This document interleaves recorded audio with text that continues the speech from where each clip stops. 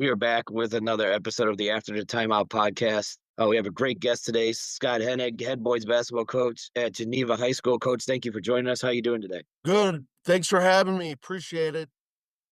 It's awesome that you're jumping on. We start everything with the opening tip, just to let our listeners get to know about you, your program, kind of how you got to where you are, anything else you got going on. So kind of tell us about your journey and your program and what you got going here this year, and Yeah, how maybe sure. how your year went this year and things like that. Sure. Thanks again for having me. I'm Scott Hennig.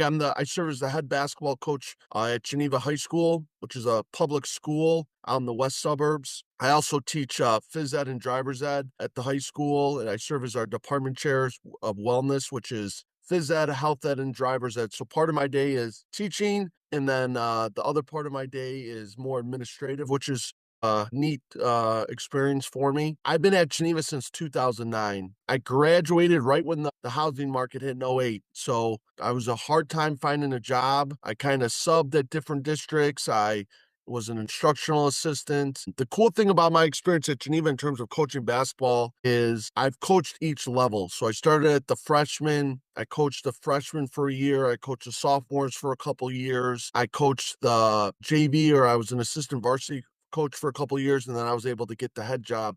So that really prepared me, I feel like, to run a program, seeing all the levels, coaching all the levels, the needs of each level, and then obviously getting that opportunity to coach at the varsity level. Coached a lot of different sports at Geneva, but right now I'm just coaching basketball. Volleyball I coached, golf, baseball for a couple of years. I've been an assistant AD.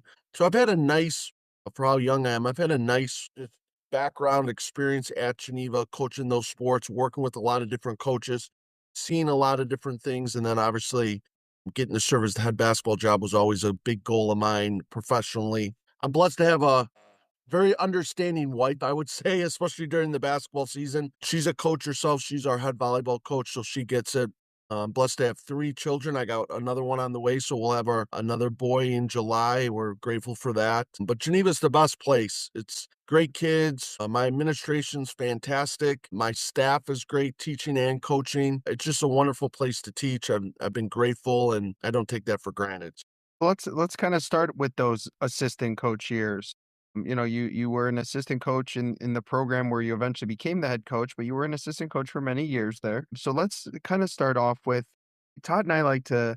So we do have a lot of young coaches that listen, a lot of aspiring head coaches. So, for those young coaches out there, what were maybe some things you did during those years as an assistant to prepare yourself to move into that head seat? Yeah, I think, the first thing is I worked for a great head coach, Phil Ralston, who's now the head coach at Glenbrook South, who's a Hall of Fame coach. I worked under him for 10 years, and Phil gave me a lot of freedom, just not on the court with some X's and O's, but he really allowed me, the opportunity to really jump in and take some leadership roles in our program. For example, our strength and conditioning program, what we did in the off season to get stronger, to get faster, having that PE background, some of the scouting we did.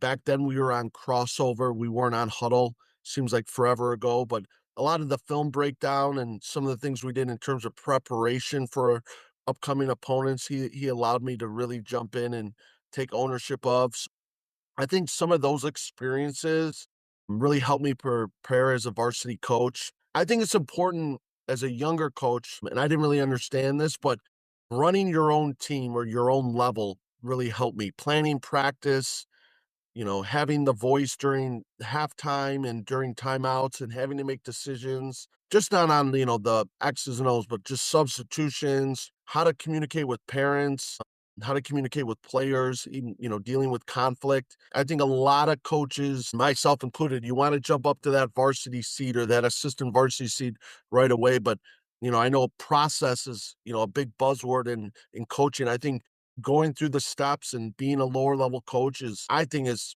so important before you become a varsity coach. I know most people do that, but it really taught me and helped guide my journey in terms of being a varsity coach. And those experiences were very valuable. Geneva's a community with, really good kids, but a lot of parental involvement, a lot of resources. So a lot of our kids play AAU. Our feeder system's outstanding.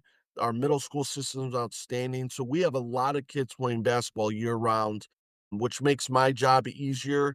But the one cool thing about Geneva is, they're really good kids. They're outstanding students. It's one of the highest achieving schools, I think, in the state in terms of academics. And then from a parental standpoint, we have a lot of support, just not with basketball, just, it's a one high school community. A lot of graduates come back to live in Geneva and raise their kids. So that's a unique experience and really cool for me, not being from Geneva, but to see that and over time, some of the families to get to know them, it's really cool. So you walked into the program in a unique situation, right? Sectional championship, fourth in state, then you get the job. Talk about like what were the challenges with that? And then, I think this is always the question, right? When you going somewhere or taking over, how did you decide like kind of what to keep from what was already been done, but also put your stamp on it and kind of be your own person too? Because Yeah, as that's you a get great going, question.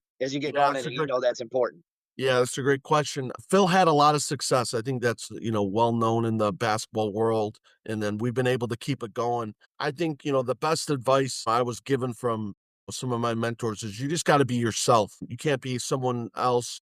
Look at the foundation and what's in place. And then, Geneva's a public school. And one thing I've been proud of is we've been able to achieve success, but we've changed over the years. We've looked at, who's on our team, who's coming up, and we've had a change. We've started over the last couple of years to think about the shot clock, which is coming in, and how we're going to adapt with that. But I was blessed. It's a player's game. We've had a lot of success because we've had a lot of good players. I was blessed to have two really good guards when I first took over. Mitch Muscari, who's in the G League right now for the Kings, and then Jack McDonald, who had an unbelievable career. So I was able to coach them their last 2 years. We won 32 games. My second year went to super sectional. So they made my job easier. But the first couple years, we didn't really change a whole lot. Schematically, we kept the base. How we did a few things, in the off season and some of the conditioning stuff was a little different. And then as we got some new players and some things just changed around the building, we started to adapt. But the foundation has pretty much stayed the same.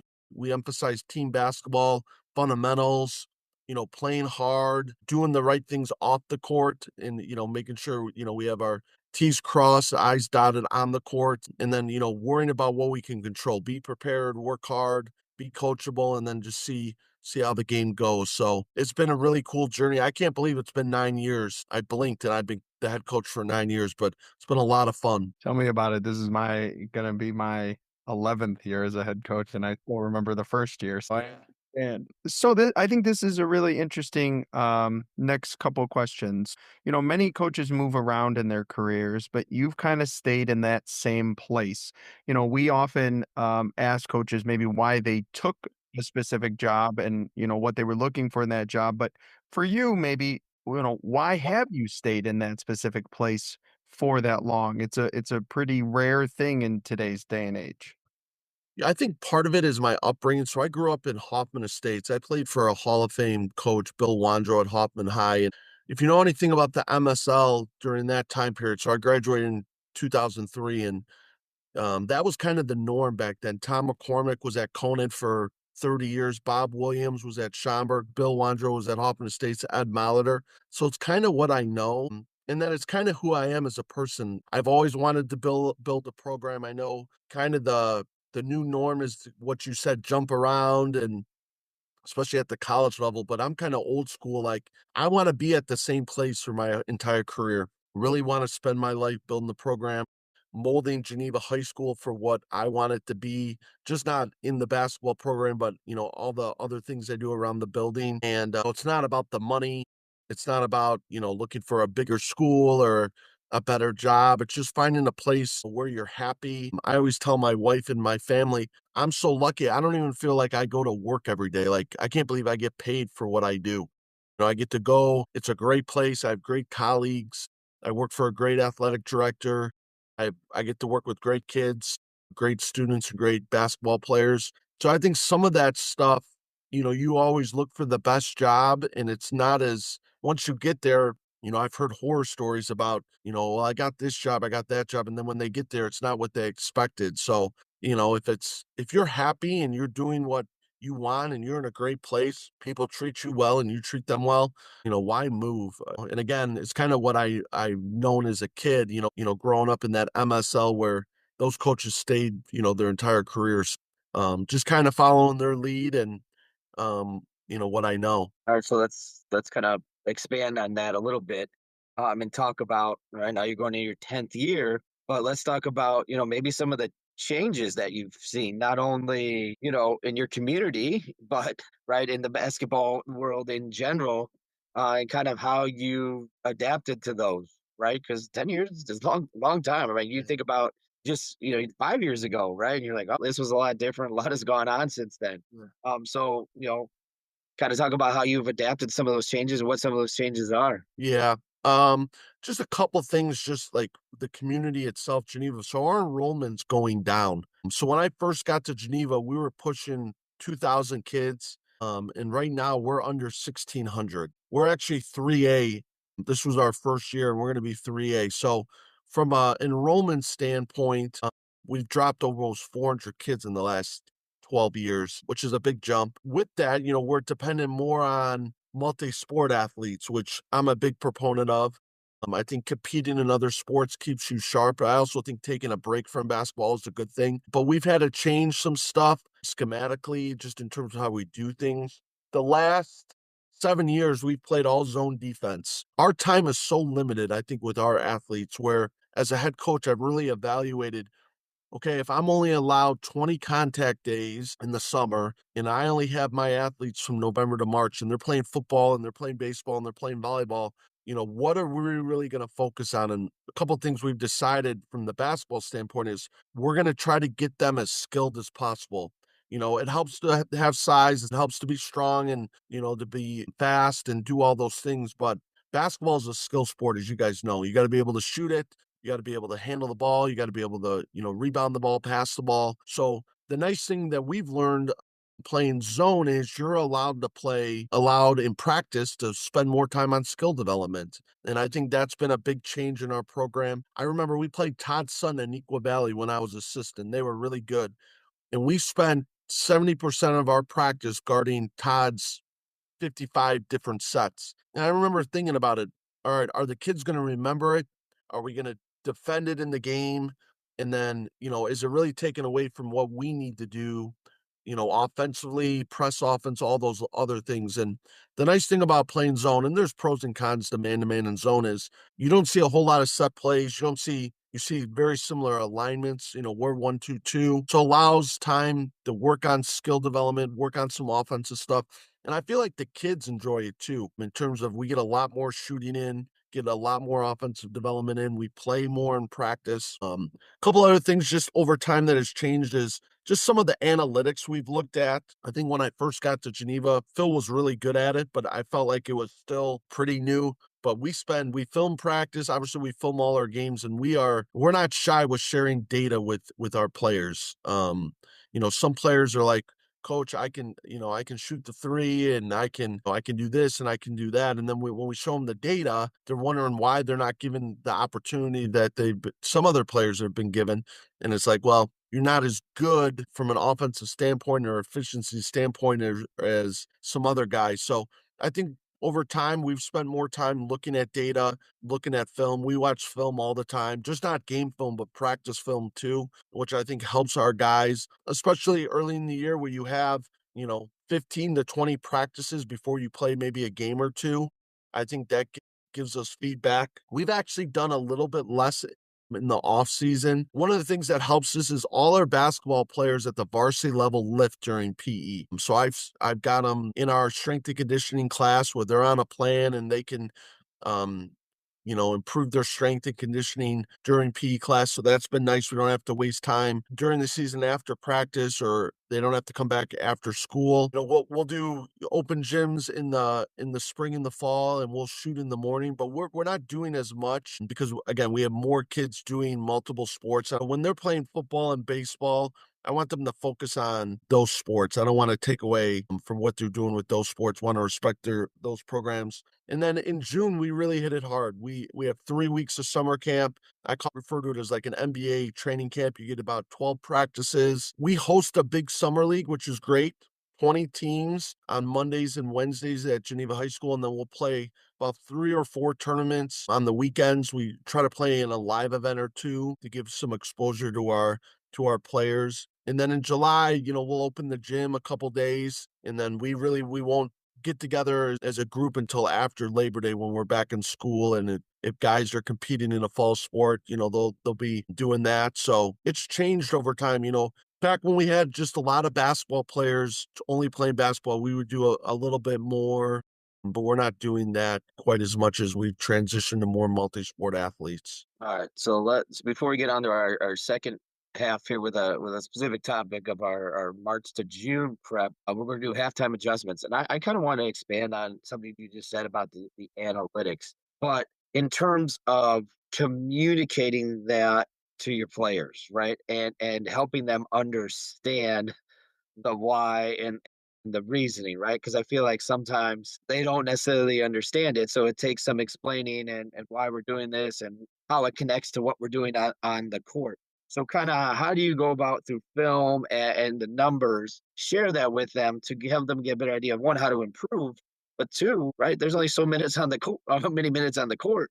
So we got Yeah. to make decisions on a daily basis based on games and practices of who's going to get those minutes in this matchup and that match. Yeah, it's a great question. I think one thing to remember, and I always think about this, is even working with varsity kids, they're kids. So how you explain it to them and, how you convey how they're doing, I think is important because, I know when I was a player and the Geneva kids, they really care about improving. They want to play. I've never met a kid play varsity basketball at Geneva High School that doesn't want to get on the floor. So I think showing them the data and saying, hey, you're just not doing well in a certain area or certain areas is important. But then what I always try to do is, okay, I'm going to relay some bad news, in terms of their performance. But then what I try to do after telling them the bad news or maybe data that they're like, weren't aware of is I try to think of a plan. How are we going to get better? If you're shooting 60% from the free throw line, well, you're not going to be in at the end of the game. So if you want to be in at the end of the game, you got to be able to show me your free throw data is going to go up. You're able to make pressure free throws, and we'll do stuff in practice. You can stay after practice, but I think reassuring them that, hey, you're not doing very well, but I have an idea or a plan to get you better. I think really allows them to like, okay, coach has got my back. I think from an analytic standpoint during games, they kind of already know. I'm not in the business of fooling them. We practice late game situations. We practice, if we're losing, what our defensive group is, or, if we need to run, quick transition offense, we're going to have a certain group on. We practice all that stuff. So I try not to surprise them, like in terms of, you coach, I thought I was going to be out there, this or that, because we've really gone through it in practice. So I think it's a hard thing because playing time, kids want it. Parents will want to talk. Parents won't say don't want to talk about it, but it always comes back to playing time. Anytime I get contacted by a parent, it always comes back to playing time. So, we're upfront with the kids. We spend a lot of time with our players on the court, off the court, in the off season. Even if they're playing multiple sports, it helps that myself and my staff are in the building. Sometimes we have them in class, what makes our job easier. So I think, like anything in life, if you're able to build a relationship with, your players, your colleagues. So when you have a tough conversation, or maybe there's some conflict, or if you want to say disagreement, I think having that relationship and that trust, that makes that conversation a little bit easier. And then the data in the film, they don't lie. So having that is kind of a backup. Like you're having a hard time guarding the basketball, or your last, every other drill in, our validation when we run down and back, it's not hard to show them if you have the film and the data. So I think that makes it easier as well. So we are gonna hit on a topic that we've never hit on, and Todd and I have been doing this for since the COVID times. But there's a really important time that I think a lot of coaches may not really think about analytically, but it's that March to June time because I think it's for some of us it's 80 days, for some of us it's 90 days, but it's a pretty quick turnaround where your season ends and now you got to prep, and like you said, there's only 20 or so days. Let's kind of start off with when the season ends, how long do you kind of take for yourself before you start to prep for the following season? And are there any things that you do to kind of help you rewind and maybe get back into the quote unquote real world? Yeah. My wife thinks I take no time, but I try to take a couple weeks. We have our awards banquet actually tomorrow night. So a lot of my time once the season ends is just getting ready for that awards night. We try to make that a big deal, especially for our seniors with some of the things that we do. So between, when our last game is and awards night, it's really focused on that. And then I usually take time leading up to spring break. Spring break at Geneva's in a couple weeks. And then when we get back in April, we'll ramp it up. I meet with each player in the program. That's from freshman B up to varsity level. So I'll set up an individual meeting with them. We'll talk about how the season went. I have them fill out a self-reflection form for our lower levels. I'll ask those lower level coaches to give me feedback. I'll provide some feedback. And it's about a 5 to 10 minute meeting.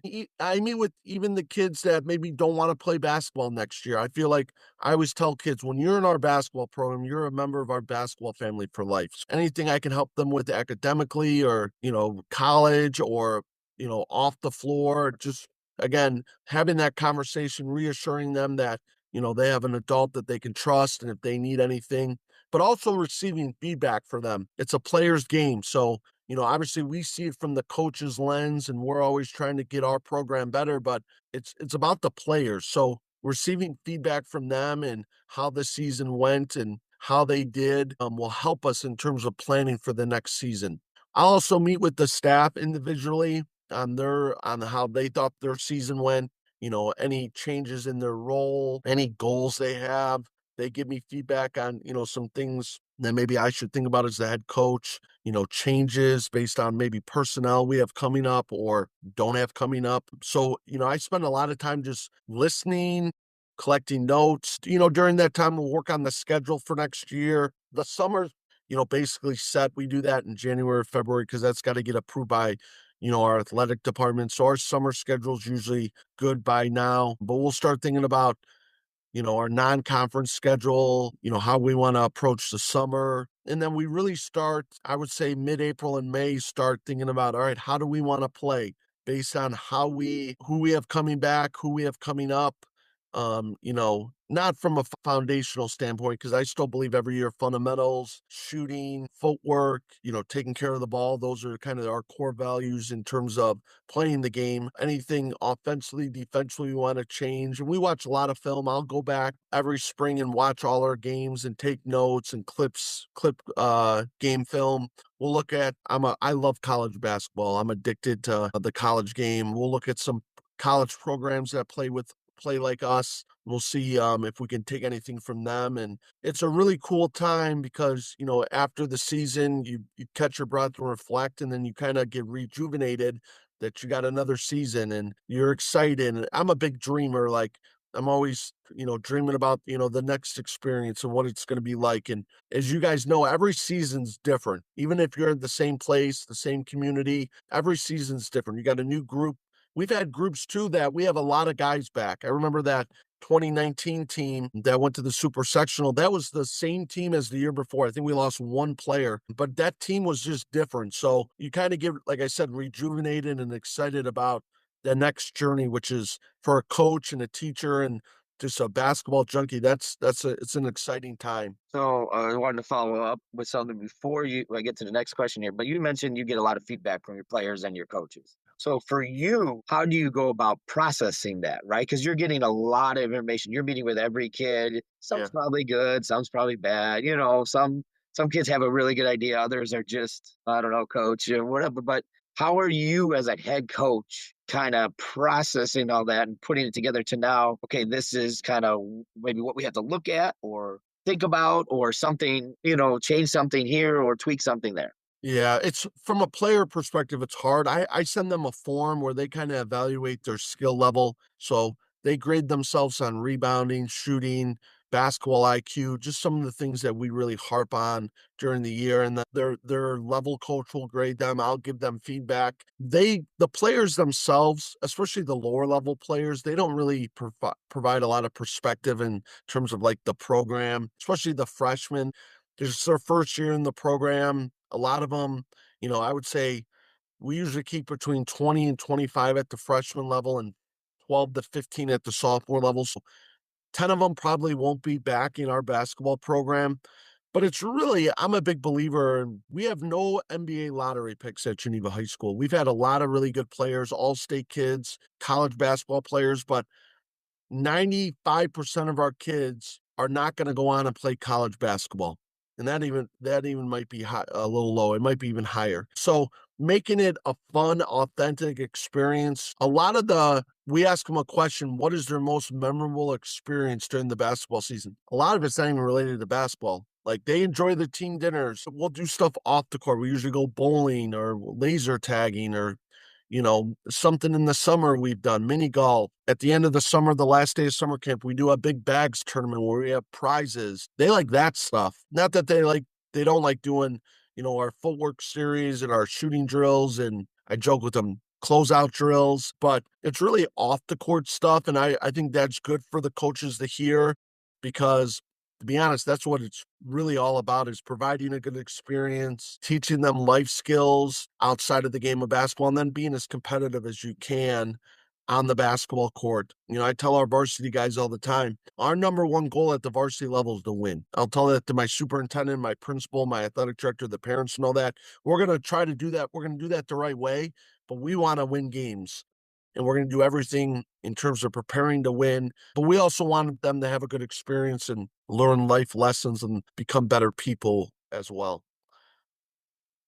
Okay, so then let's move on to like this the springtime. And you said you have multi-sport athletes, you got kids playing AU. How do you kind of go about balancing that for your players? Obviously, you want them doing something basketball related, right? Because it's hard, right? We all know you just show up and you haven't touched the ball. Well, you're taking a couple steps back, but they're also playing baseball or Yeah. track, or they're playing on AAU, but every team's different, so it may not be as much skill work, or maybe something different than what you guys do.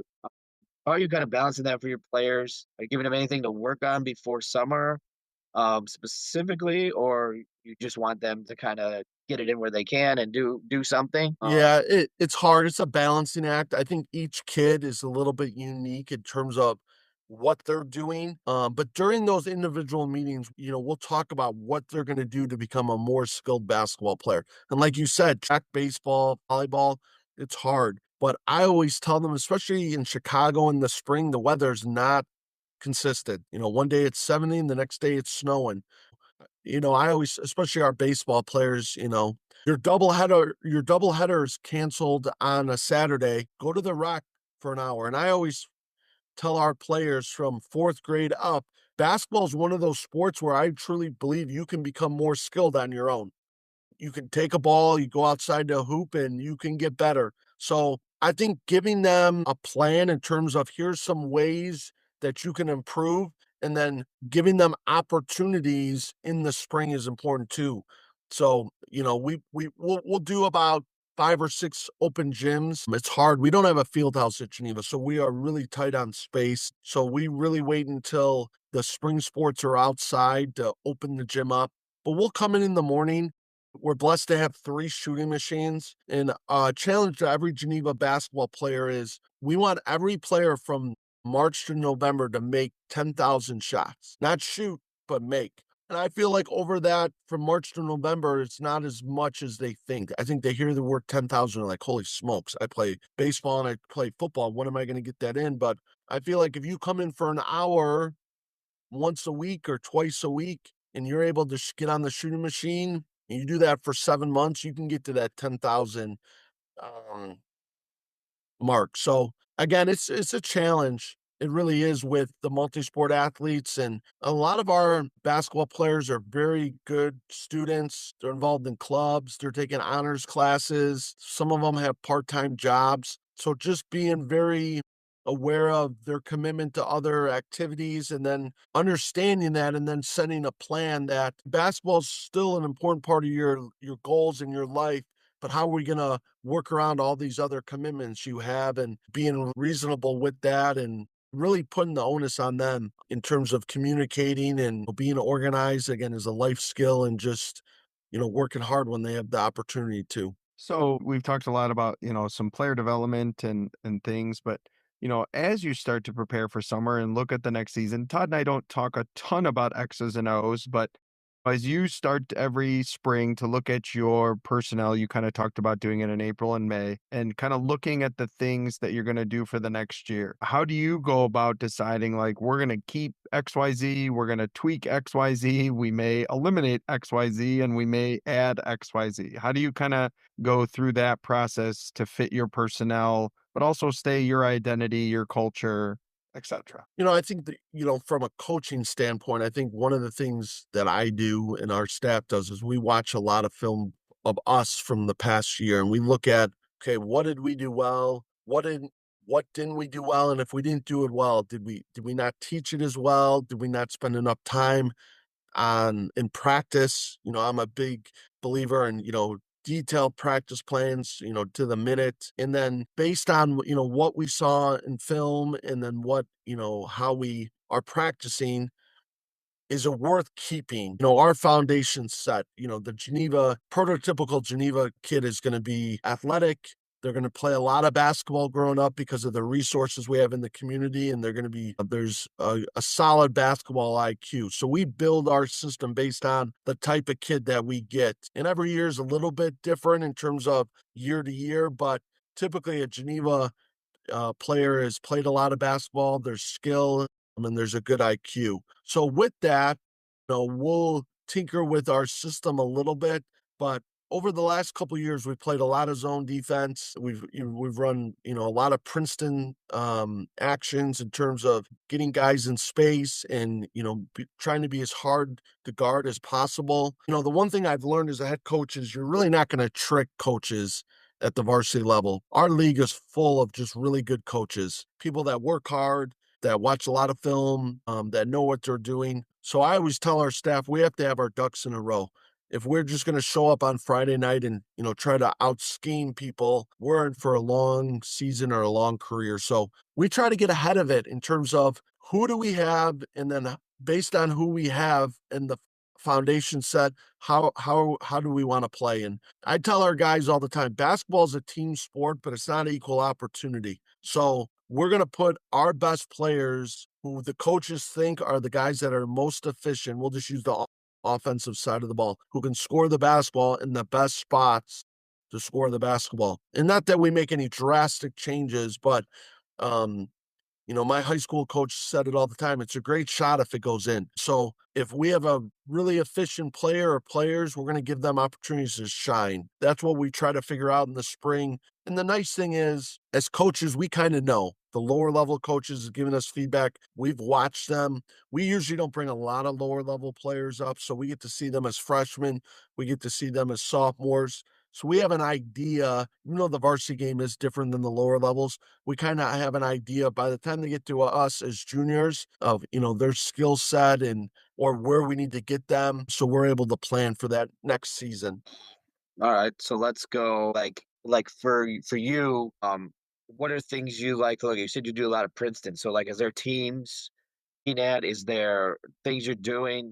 And then with Princeton, kind of how do you maybe install that, right? Because we talked about it at Benedictine where I'm at, running some more Princeton stuff, but also takes some work. So what are you looking at within your system, whether it's your zone? Maybe I got a big guy in the back this year, we can do something different, or I got a real long guy up front, we can do something different. Yeah. Uh, how do you look at those tweaks and like pick people's brains to make maybe stay within your system, but we'll go a little bit more X's and O's here, and what you like to do. every year with those guys? Like, what resources do you like to use? Yeah, I feel like there's so much on I'm addicted to Twitter. I feel like there's so many resources between, Radius Athletics and, after the timeout, you guys, and just some of the other things that I see on Twitter. Half court hoops. I'm missing a bunch, but I feel like you have a coaching clinic every day on Twitter, especially with the college game. And then we really know our system. We know at the collegiate level, who's running Princeton. So for example, like Nico Medved, he's the new coach at Yes, Minnesota. really good, really good. Really, really, I feel like he's the best Princeton guy. So we really watch when he was at Colorado State and now at Minnesota, and he's starting to change a little bit. But I watch all their games. I'm a big Purdue fan. I think Matt Painter runs the best half court set. So outside of just the Princeton stuff, we look at some of the Purdue stuff and how they get their post players, duck in and what they do for Braden Smith and pick and rolls and that type of stuff. In terms of like our defense, we'll look at, there's a lot of teams in our area that are starting to play zone. And I think with the shot clock coming in, I think switching and zone defense is going to become more popular. I think the old school, pressure and even some of the pack line stuff I'm seeing is starting to go away, and it's just really zone and switching man to man. So how we want to attack switches and how we want to play against zones. But in our zone, just kind of looking at personnel, and we try to figure out, we went 25-7 this year. We went 20-10 this year. In those 10 games, how did we get scored on?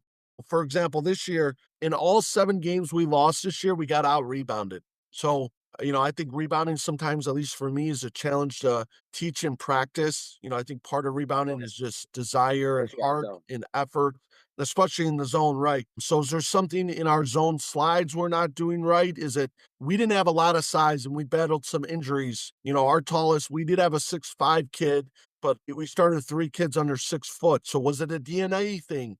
I'm asking a 6 footer in our zone to come down and block out a 6'6" kid. So we'll look at all that in terms of, just getting better. But I think the internet and Twitter is just, there's stuff on there more than ever in terms of getting better. I always laugh. I used to go to the Nike clinics and spend a lot of money on championship productions, and that's great. I feel like you don't even need to do that as much anymore because there's so much on free stuff just on YouTube and some of the sites that I mentioned. So I kind of geek out to that, but we have a lot of fun just trying to evaluate our program and then try to, make some changes just to get better. I feel like if you don't change a little, you're just stagnant, and the kids kind of know that. I think changing from year to year creates some excitement. It doesn't have to be, big changes, but it keeps you fresh. And I also think it keeps you learning the game too, because the game's constantly changing. So as we go into our last two segments, the first one we call 30-second timeout. I know you've heard this before, but just for any listeners that haven't heard this before, it's our guest platform to talk about whatever they want, themselves, their program, something they want our listeners to know about. Turn the tables on Todd and I, ask us a question. So kind of as Todd would say, your dime, your dance floor. Thank you. No, just about our program. I feel like Geneva's a really special place. Like I said, it's great kids, great community, really supportive community. Our administration, our athletic department is great. My staff is wonderful. We try to make it a really great experience for our kids. We do a lot of things off the floor. We do a lot of things just, not involving X's and O's, but, between hosting the summer league, we host the Thanksgiving tournament. We host a shootout on our MLK Day of Hoops. We have a scholarship that we give a senior as they go off to college that a former coach started who's passed away. We have a golf outing in his honor. So we just do so many things off the court that really makes me proud. And then, on the court, everyone wants to be successful. We've had 7 20-win seasons in the last 10 years. So doing it the right way and then having success, I have a lot of pride in that. And I'm just so proud of the program in terms of doing well. And I know I'm the head coach and, I put my stamp on it, but it really takes a village between the parents, the staff, the staff of Geneva High School, because basketball, as you both know, it's 24/7, especially during in the season between responsibilities on the court, in the weight room, the film room. It really takes a village to run a basketball program. So I'm just grateful that I'm at a place where I'm able to do that. And then, my family's number one, having a supportive wife, having, my mom and, my brother, my sister who really support my dreams and my goals is important to me. I think my question to you two is, you have speakers on all the time and, a variety of backgrounds and a variety of experiences. What would be one thing in all your time hosting this podcast that you've heard that you've really resonated with you and said, "Hey, I'm going to implement that, or I'm going to remember that, or I'm going to put that into my program." Is there a speaker that you've had on that I told you guys I love learning? I'm a basketball junkie. Is there anything that you've taken from one of these experiences that's really hit home with you? That's a great question. That's a Um, great. I don't think it's one thing from one person. I think, like John and I talk all the time, like we'll follow up or, hey, we're just getting it all ready to go and like, oh man, that was good, right? Like so every time you talk to somebody, you kind of think of something, you're like, yeah, I could probably use that in my program or add it to what I'm doing. I think that's the thing. There's just so many good coaches and so many, that are experts maybe at all different kinds of things. So it's not always X's and O's, right? It's a culture thing or a weight room thing, right? Or how they go about doing something. You're like, oh well, yeah, I could make it better for my program and what we're doing. So I think that's the real cool thing of just talking to different people and like you have your background from where you coach and you're expert at this and somebody's an expert at that and you kind of just take it all and like I have notes on my phone and like I have to go through it once in a while. Okay, can we do this? I think that's the best part. There's so many good coaches and so many good people that have great ideas that maybe, you don't think about it because you're kind of stuck in your window a lot, right? Because you're worried about your program. I think I think podcast has just opened up so many doors for Todd and I just by connecting with people. Yeah. Like, I think it's, and I don't really want to name names only because I feel like I would leave hundreds of people out. But I mean, I'm going to give you the real small example. I try to take something from every episode, you know, and you were talking about a lot of stuff that my program does with playing zone and skill development and laser tag. But then when you said mini golf, in my head, I was like, and that's just a small thing, right? But like, I was like, huh, in the summer we should do mini golf. And that has nothing to do with X's and O's and basketball and winning regionals but it but it's just those little things. But I think we have had just so many tremendous guests that offer so many different things. I think if I'm gonna pinpoint one thing I've learned, truly, seriously, is that this game can be won in so many different ways. Whether you're playing man or you're playing zone or you're walking the ball up or you're going to use all 35 seconds of the shot clock, or similar to us, you're going to try to shoot in the first 5 or 6 seconds and shoot 1,000 threes. I think the thing I have learned is there's just so many ways to be successful in this game. And I was talking to somebody yesterday and really just starting to think about the shot clock and talking to my staff about, okay, guys, there's 49 seconds to go. Are we doing a 2 for 1? Are we just trying to get the best shot? Are we? So I think that's going to even explode into a completely different way. But I think truly the thing I have learned the most from this is you can do this game in so many different ways and still be successful. You just have to buy in, believe, and teach whatever you want that to be. I Thank guess I you. took I guess I took the cop out way, John. I went the broad. You went more specific. Yeah, I'll be honest, I couldn't. I tried to go broad, but then I was like, I'm gonna leave so many things out. Yeah, there's so many things like really I should go back and look at notes and listen again.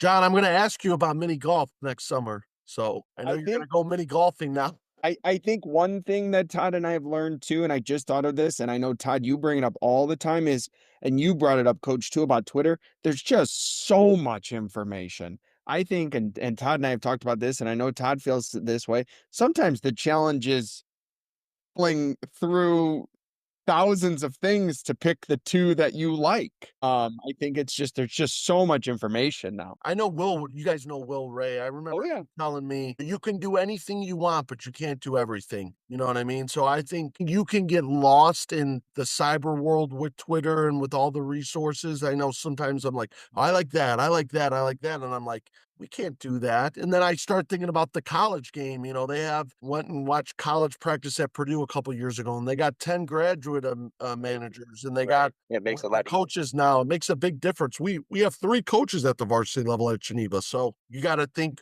what's best for your program, but also logistically, what will work too in terms of how many hoops you got and how many Yep. courts you got and how many adults you got, and, okay, if you're not using adult, is it a player? And then it's just yeah, it's fun. Yeah, and I try to filter a lot of it through, like, what we do. So, like, sometimes I'll see a play, but it won't be the whole thing. It'll be like, we do some point and prints and stuff, so it'll be like, "Well, okay, we can enter it. Like, how can we enter it and still do what we do instead of running the whole thing?" That's how I've tried to learn kind of filter it of, "Okay, we kinda do this already. Can we just have this little tweak to it?" But Yeah, for sure. all right, let's go quick hitters. Rapid fire fun questions. Answer any way you want, long, short, doesn't really matter. First one, thing you enjoy most about summer basketball. Our summer league is awesome. Mondays and Wednesdays at Geneva, 20 teams, you play 2 games a night, and the cool thing about the summer for me is, there's pressure during the year. You wanna win, you wanna get better, you want a better sectional seed, but in the summer, I feel like people are trying new things. For me, you get to hang out with other coaches, and for us to host the summer league and make it a great event and, do different things in terms of what you're trying to implement on the court is just a lot of fun. But I would say the summer league for me, we've done it now for 15 years. Phil started it when I was his assistant, and we've been able to keep it going. That's number 1 for me. The summer league's a lot of fun. Most undertaught skill in practice. Yeah, when I saw your questions, I was thinking about this. I don't think, and we spend a lot of time on it, I don't think a lot of people teach footwork, how to play off 2 feet, how to pivot, how to catch the ball and sweep, you know. I'm a big believer in footwork, how to stride stop, I call it a waffle, how to stop and pass behind you, how to pass it to the outside hand. Just we spend a lot of time on footwork. I don't think that's taught enough. You're lucky though. You got to teach that stride step because half the time they'll call it a travel because they don't know what the heck it is. Yeah, right. Drives me nuts. Like we work on that. I'm like trying to teach a kid, and then they do it, and they're like, "Coach, I just traveled." Well, it wasn't a travel, but I don't know what to tell you. Favorite pregame song when you played, or maybe favorite pregame song now, when before you coach? Oh, I love 90s rap music. Now you're in. I don't know if it's a favorite song. I would say that's my The favorite genre. genre is rap music. That's what I'll listen to on the bus. We had some far trips this year. We went to Belvedere, we went to Sterling. When I first started, we used to go to Wheeling. So you're on the bus just one way for an hour. So I just Apple Music and yeah, I listened to it as a player and I'm still listening to it. So You find out a little bit about your kids if they actually know what's being yeah. played. Sometimes they don't, and you're like, we gotta get you caught up on this, and I know, and as I give get you some older, education. yeah, that's part of the basketball experience, and God knows what they listen to. Sometimes they bring a speaker on the bus, and you have to turn it off or turn it down. But no, I love 90s rap. It's a lot of fun. So this question, I'm gonna be very transparent when I was thinking of the quick hitters. The reason I asked this is I feel like everyone I talk to, nobody eats breakfast anymore, but I feel like I eat breakfast every day. So like, are you a breakfast person and what are we eating? No, I I'm not a morning person. When you told Okay. me 10 a.m. on a Sunday, I was like, okay, anything basketball related, I'm a morning person, but I don't know if my principal knows this. I've never taught first hour, 15 years at Geneva High School. I've always had first hour plan. I hate the morning. I wish school started. I know there's research behind it. I wish school was like 9 to 3:30 and they cut out some of the fluff, but we start at 7:40. Some years I don't teach first or second hour. I'm not a morning person. I eat very little, a bagel. Sometimes I'll stop at Starbucks and get like a little smoothie or like a croissant, but I don't eat a lot in the morning. I'm not a morning person. My biggest meal of the day is probably at lunch. But I just need time to get up and get going. You want us to like AI edit that to say you love the morning so you can still get get your periods off and shit. That's what was enough. My principal lets, because I'm the department chair, he lets department chairs make the department Oh, well schedule, then you're so There good. you You're go. I'm good. good. Yeah, that's funny. Don't want to rat yourself out, right? Yeah, yeah. They all know, Oh, they know. My that's the department perks, knows. right? You Yeah, worked hard to get there. Those are the perks, right? yeah, for sure. Favorite basketball movie? Oh, it's an easy one. So my favorite movie of all time is Hoosiers. I love Gene Hackman. It's a cool story. I probably watched that movie before I had kids. I used to watch that movie at least once or twice in the fall just to get excited about the season. I don't watch it as much anymore, but I feel like that's one of the movies that if it's on TV, you gotta sit down and just watch a couple scenes or watch the whole thing. I feel like it's not on TV as much anymore, but that's my all-time favorite movie and definitely my favorite basketball movie. It's just a great story, and I feel like Gene Hackman is a all-star in that movie. So I'm gonna tweak this because you kinda sorta answered it a little bit already, but outside of Twitter, where are you going for a lot of basketball resource information? You know what I try to do is I try to connect with coaches.